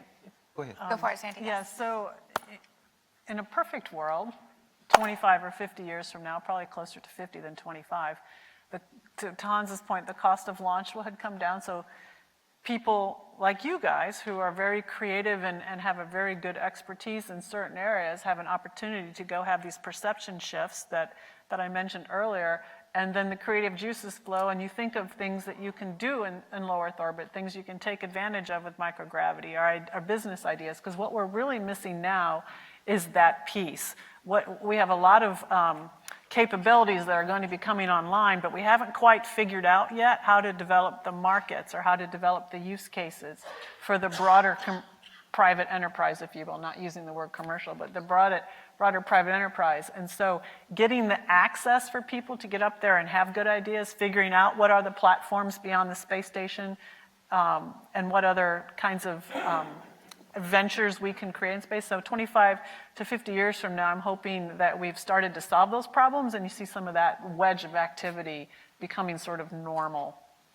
I'm the eternal optimist. However, this is one thing that bothers me, because we all talk about, 25, 50 years from now. We don't have that long. The International Space Station is a machine. And all of you in this room are engineers and science, most of you. I'm neither, but I've been around you long enough to know that machines break. We have probably 4 to 8 years, I think, of life left on the International Space Station. Money is not going to help that. You know, we just don't have a way to get enough pieces and parts there to refurbish it and make it new. So we've got to, something's got to step into its place, or we're going to be exactly where Cripp was and I was as Aaron Burr, who shot the space shuttle. We're going to shoot the station with nowhere to go. So somebody's got to come up with a business case that helps people understand that, you know, there is value in going into low Earth orbit and having a pharmaceutical laboratory. There is value in going to low Earth orbit and having a materials processing laboratory, because we've demonstrated all that on the International Space Station now for 19 years. That's what the space station's purpose was, to demonstrate to people in business that this is an incredibly potential money-making venture. Nobody's bought that case yet. And until somebody buys that case and makes the investment and says, I'm going to put a platform up there, I thought Bob Bigelow was going to do it, to be quite honest. Bigelow has had the beam on the International Space Station now for 4 or 5 years, and it has not stepped off yet. So am I being critical? You bet I am. Because NASA spent a lot of money, the government spent a lot of money allowing the private sector to go and use this test facility so that they could step off and go make money. You don't make money if you're not willing to take a risk. And hanging around the International Space Station is risky in one respect, but it's not a business risk, because you're having room and board and transportation frequently provided by the government. The government doesn't have enough money for all of you conservatives here who believe in the free market. You got an opportunity. Jump off the International Space Station and build the low Earth orbit infrastructure that we have got to have if we're going to successfully send humans back to the moon and on to Mars. Enough from me.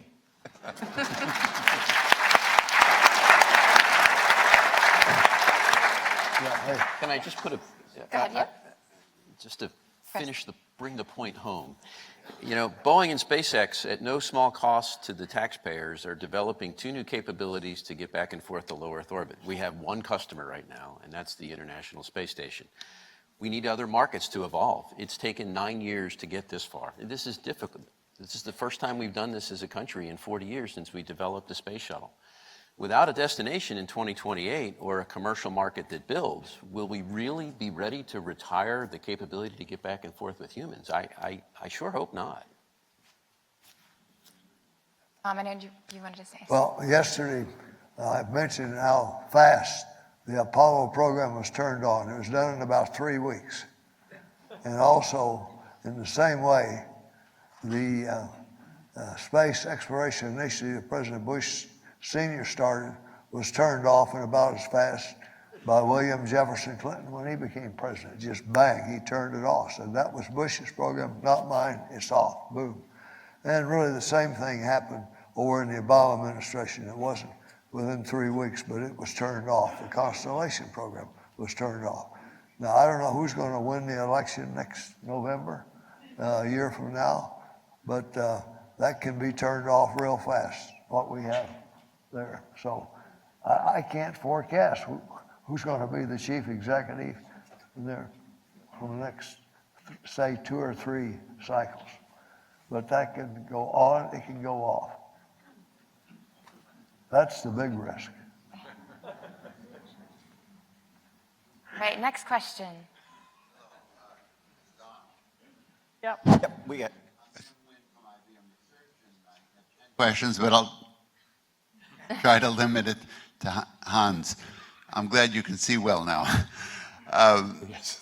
What about the competition, Jeff Bezos' company versus SpaceX? Where is he? He's got also, their company can also have their rockets land back where they took off from, which is quite amazing. But is that serious competition to SpaceX? I would definitely say, I mean, Bezos... Yeah, he can pay for it also. Right, I mean, they're competition. They're building great vehicles, and however, they're ahead. I mean, we are ahead of the game right now. There's one big step that a rocket needs to do, and that's go to orbit. And that is, in some cases, has been proven to be harder than people thought, and I've learned that myself. It's hard to get to orbit. So we have that advantage right now, but at the end of the day, it is competition, and we welcome competition. We feel like it gives us an edge because we're now pushed to work harder. We push to work on lowering the costs and becoming the best competitor among other competitors. Next question. Hello, my name is Tom Johns, University of Wisconsin in Madison. First of all, I want to thank the Academy and the panelists for really an exciting, inspirational session. Since we have a lot of engineers in the room, I'd like to ask a question about the future commercialization of space and striking the right balance between speed and safety.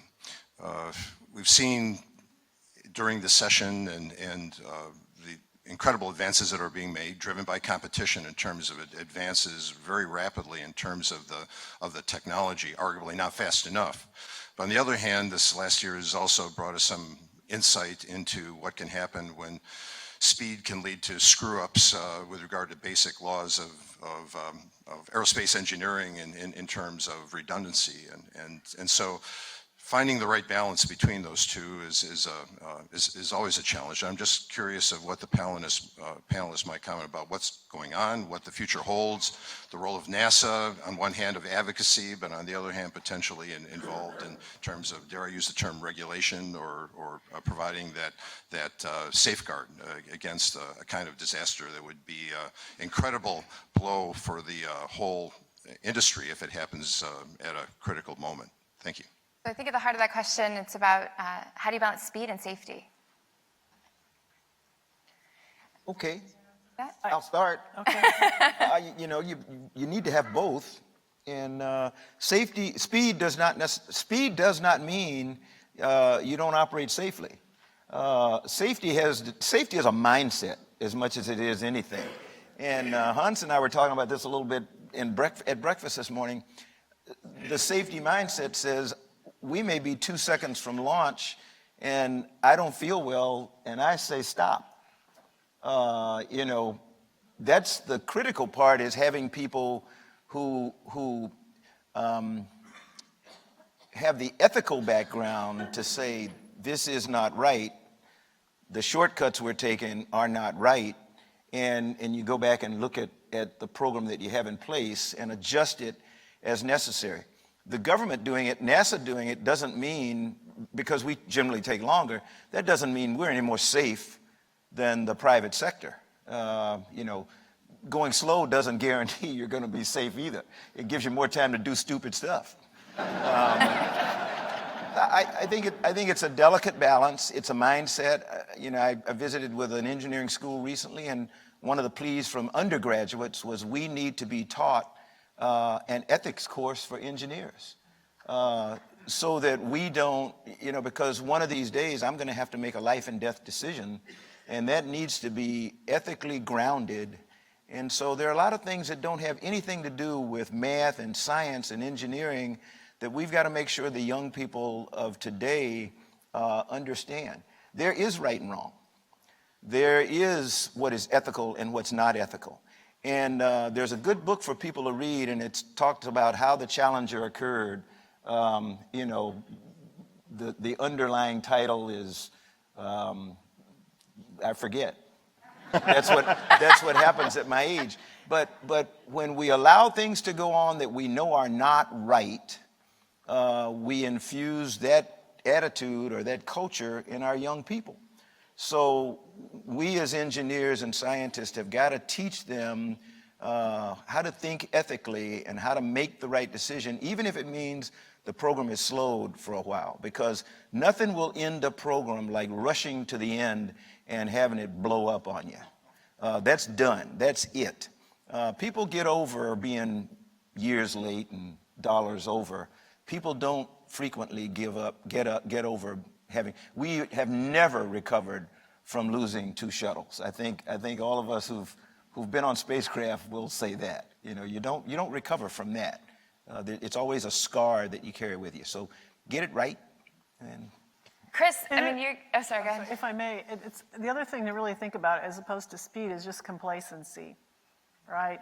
You get into this mode where it becomes, normal operations, and you forget to question things because things are normalized. So it's not really, I think, a speed thing. It's a matter of staying always alert and thinking about what you're doing and questioning and listening to the system and making sure that you can have an environment where people can bring up questions, because that's really where you're going to create the right safety environment, whether you're moving fast or you're moving slow. So it's all about avoiding that complacency, and that's hard, right? Because I talked earlier about how adaptable we are as human beings and how we normalize to situations.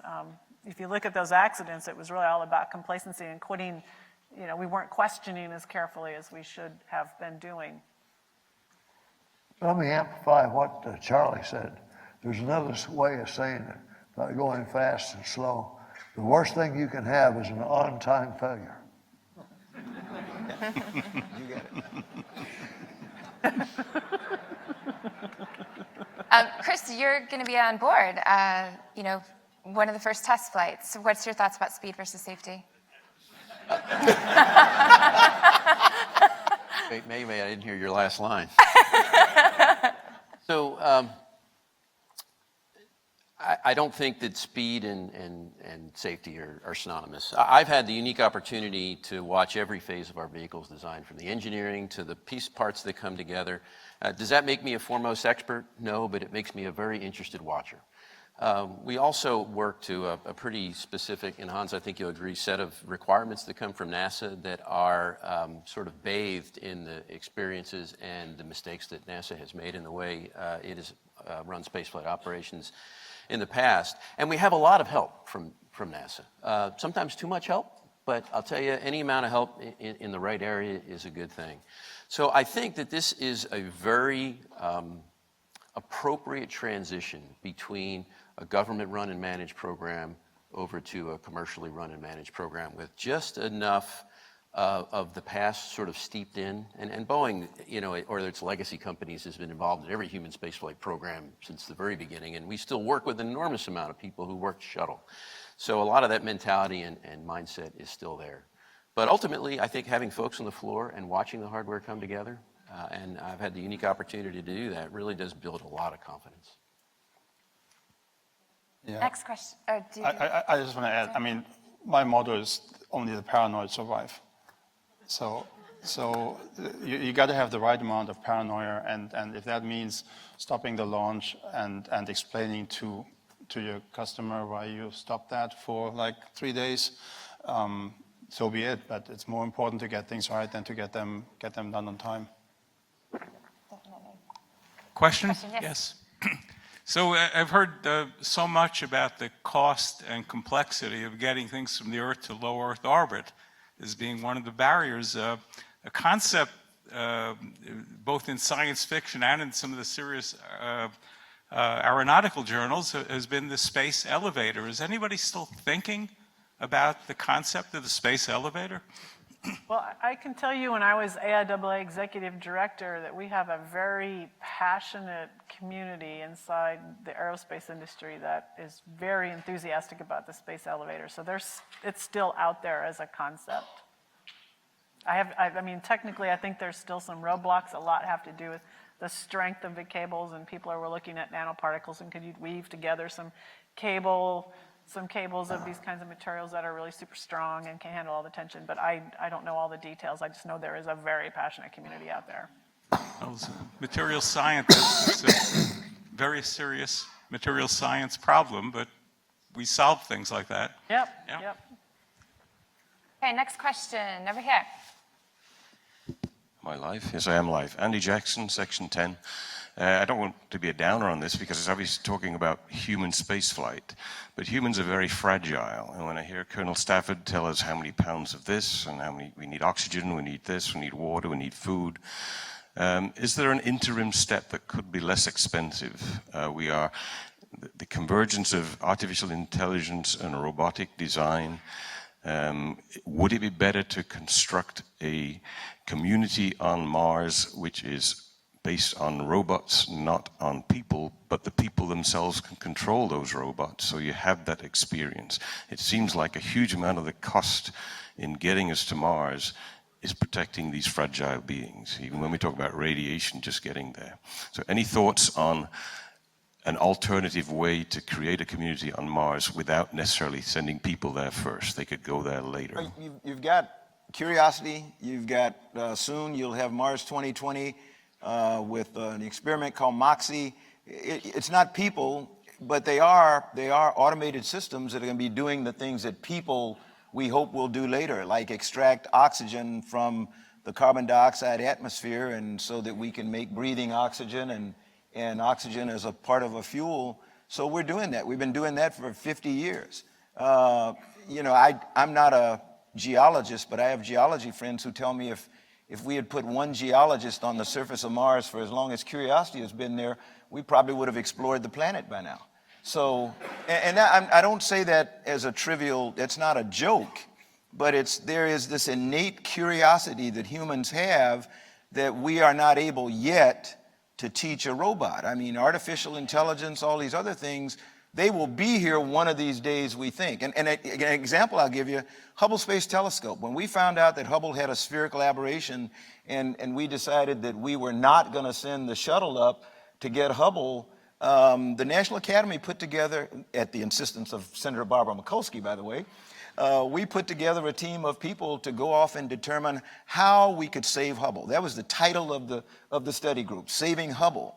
And we went into it, all of us did, even the human spaceflight people, saying we have got to find a robotic capability to do this. The technology wasn't there at the time.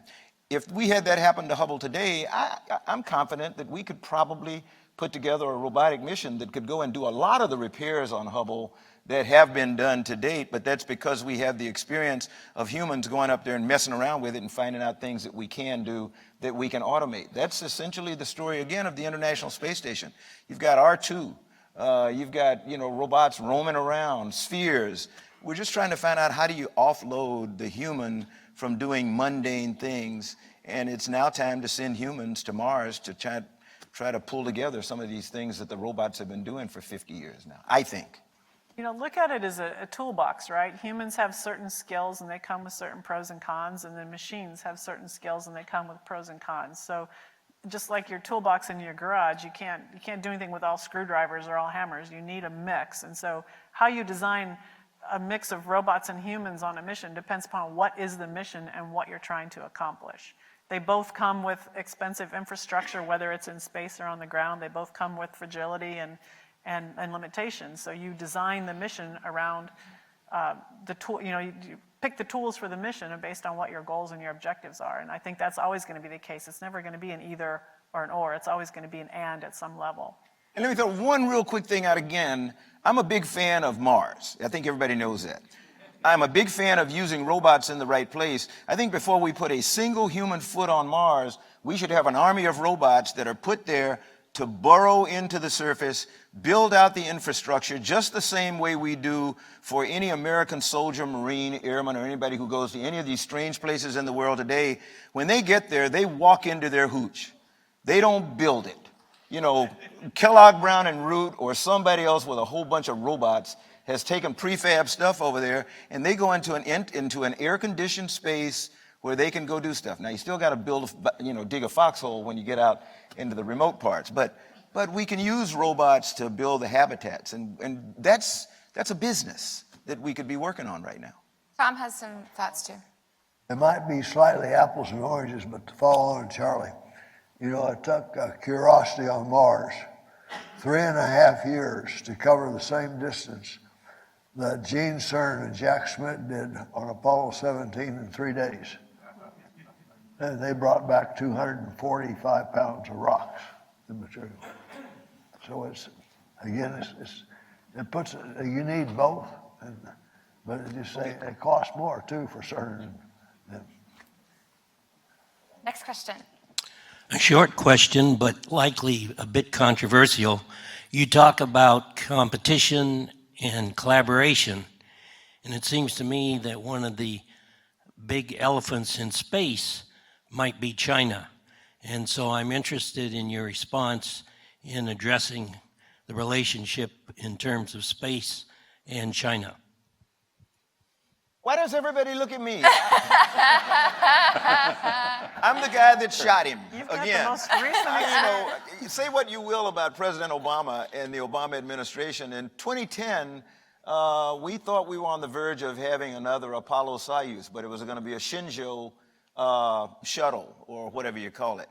And it got shut down by the Congress. So, you know, all of you recognize, because a lot of your intellectual and academic partners are Chinese. We got problems with everybody. What makes us able to work with Roscosmos on the International Space Station so incredibly well? It's mission focus. It's deciding what we're going to do to make the world a better place. When I was named to go command my last space shuttle mission, I was at NASA headquarters, and George Abbey said, "Hey, I want you to go back to Houston and fly another shuttle mission." I said, "What is it?" I was hoping it would be to go repair Hubble. He said, "No, not on your life." He said, "I want you to go back and command the first mission that's going to carry a Russian cosmonaut." And I told him, I said, "George, forget it. I'm a Marine. I have trained all my life to kill them and them kill me. and I don't want to fly with any damn Russian." And he said, "Okay, now that you've said all that, just calm down. 2 guys are in town. Go have dinner with them and let me know what you think in the morning." And I met Sergei Krikalev and Vladimir Titov, who are my dear friends to this day, some 20 some odd years later. And because what we talked about that night didn't have anything to do with technology. We talked about our kids. We talked about what we wanted to do for the future. And we became mission focused on figuring out how we could get our 2 teams together and successfully work on that mission. And it became Shuttle Mir and now the International Space Station. So I think Tom will tell you the same thing about Alexei Leonov. Well, I had the exact same thing. I graduated from the Naval Academy, went in the Air Force because the Korean War was going on. The Air Force had the first swept-wing airplane, and it was knocking down MiGs, and I was a cold warrior. I wanted to go to Korea, shoot down MiGs, and kill commies. And that was what I was dedicated to. And then I ended up on Apollo Soyuz, and then I realized that all the Russians weren't communists. And then from there, Alexei Leonov was one of my dearest friends, just like a brother to me. In fact, his granddaughter is named after my daughter, and my 2 grandsons are named after, different sons named after Alexei. But the whole thing, we're really working good together. I was the one that told Dan Golden, along with George Abbey, about we have to work with the Russians because we needed a crew escape vehicle, and the Soyuz was there. Also, I didn't know that 28 years later, I'd be adopting 2 Russian orphan boys. Next question. Hi, Megan Smith from Shift 7, proud member, hello Charlie, proud member of Section 10. 2 quick things. Charlie, I loved what you said about ethics, and I always wondered whether we, the NAE, might think about a Hippocratic Oath, like that ring that all the Canadian engineers get from the bridge that fell down when they graduate. But my question is actually with this incredible group, maybe to lift some hidden figure stories. There's so many people, of course, Apollo and the space mission was born at the same time as massive civil rights work was going on for race equality, gender equality, LGBTQ, so many people.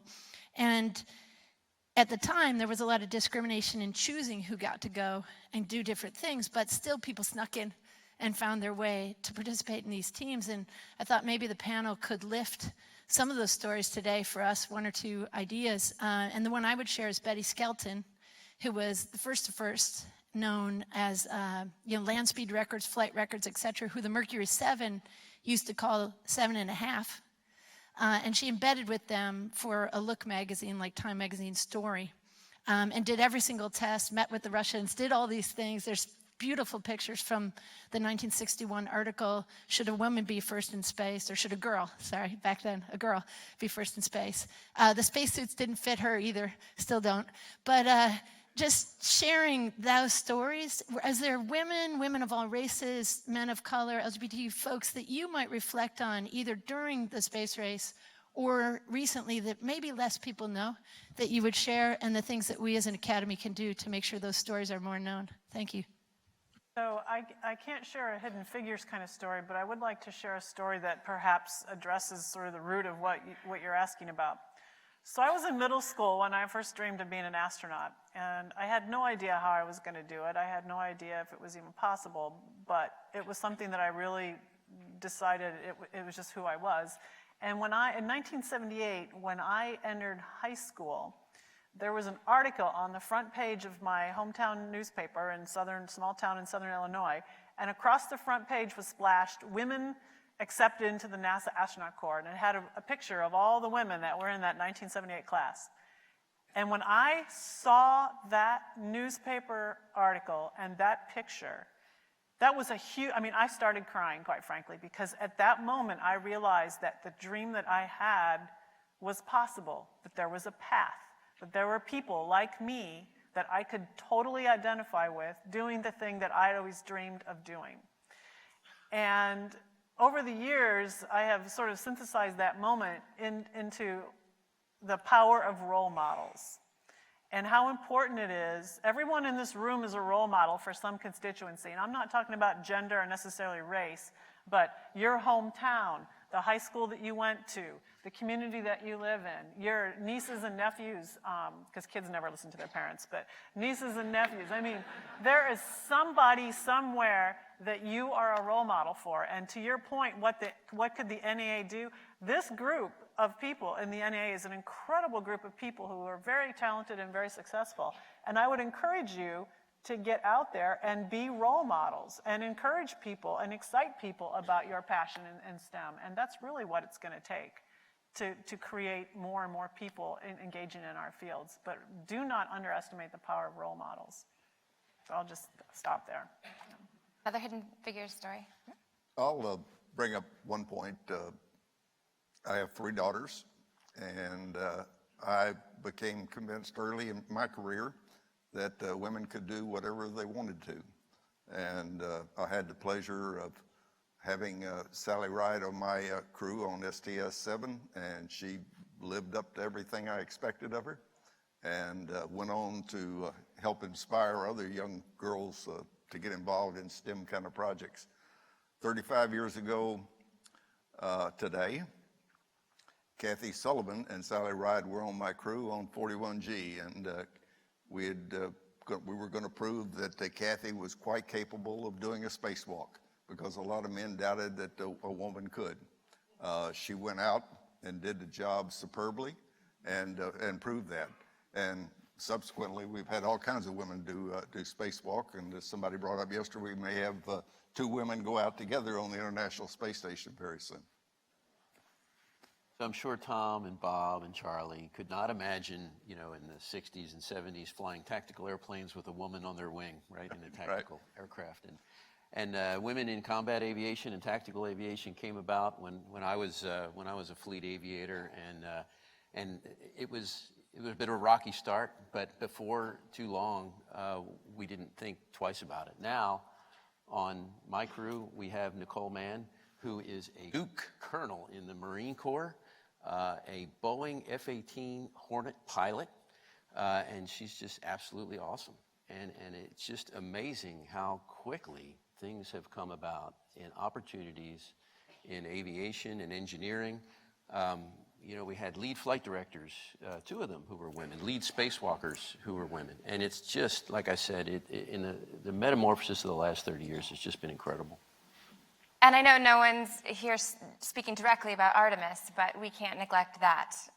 For me, as a woman and as a mother of a 4-year-old daughter and a 1-year-old son, we're going to have a woman step foot on the moon. It's phenomenal.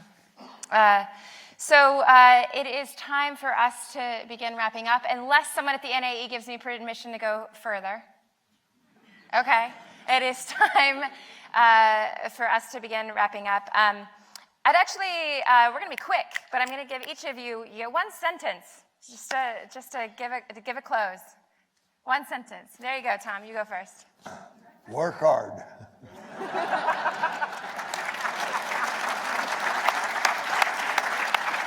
All right, Bob. Thanks.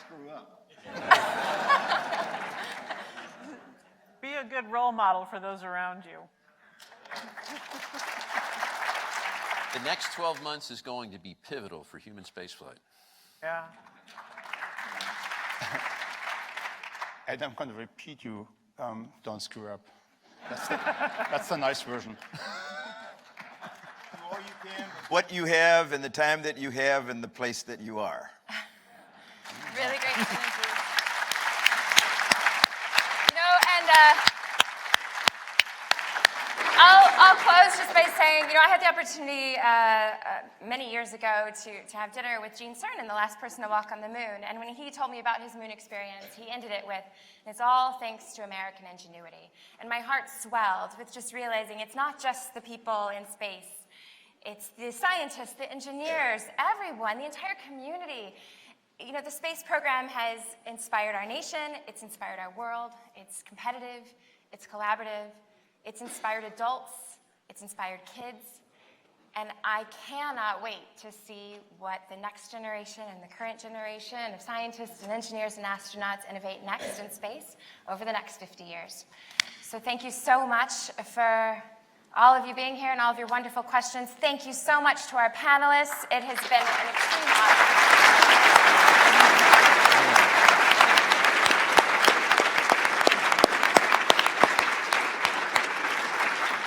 Well, that was just terrific. Just a great job, Dan Bell. Thank you very much. And the panelists, you brought insight from different eras, different views of space flight and its future. This was just a fantastic panel. I will never forget the line, on-time failure. That's going to be with me for a while. I hadn't heard that one before. That was great. And the ethics, Charles Bolden, you talked about the NAE has a center on engineering ethics and society, and if people are looking for examples and how to bring that into education, contact us and we can help out. Since we're all admitting our age today, I'll tell you that I was inspired by Alan Shepard's flight. That was the one that in my high school, they canceled classes and we went down and we had a little like a 21-inch black and white television on the stage and 300 kids in there. And I think a lot of us got so inspired that we just determined, we were sophomores then, that a STEM future was for us. So it was terrific, as you said, inspiration. Thank you again for, and another round of applause for everybody.